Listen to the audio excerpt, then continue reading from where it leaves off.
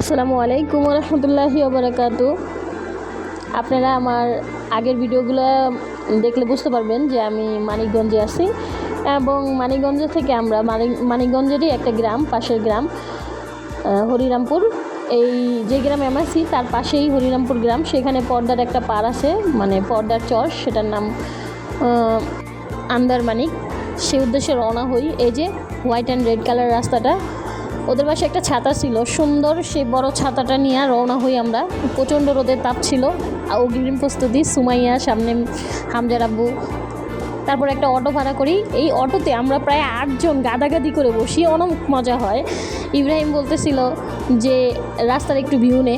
রাস্তার ভিউ নিতে যায়া মানে ওয়েট, আমার একটা জিনিস দেখা গেলো যে ওয়েট আমি যা দেখছি তোমরা আবার তা দেখো না, বুঝো না। তারপরে এই যে আন্দারমানিক চলে আসি। খ্যার শুকাইতেছে প্রচণ্ড রোদের তাপে, খ্যারের পালা স্তূপ করে রাখছে। মেবি এটাকে খ্যারের পালাই তো বলে। খ্যারের পালা স্তূপ করে ধানের যে অবশিষ্ট অংশগুলো থাকে সেগুলো শুকাই তো খ্যার তৈরি করে। এসে পড়ি পদ্মা নদীর চর। আমাদের বাংলা লিঙ্ক তাঁবুটা গেড়ে ফেলি।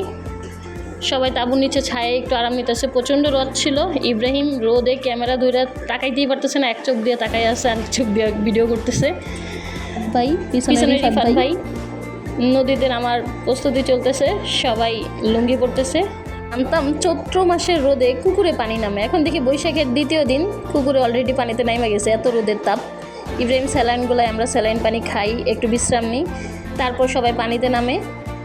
ইব্রাহিমে যে ডুবাডুবি করে উঠে আসছে।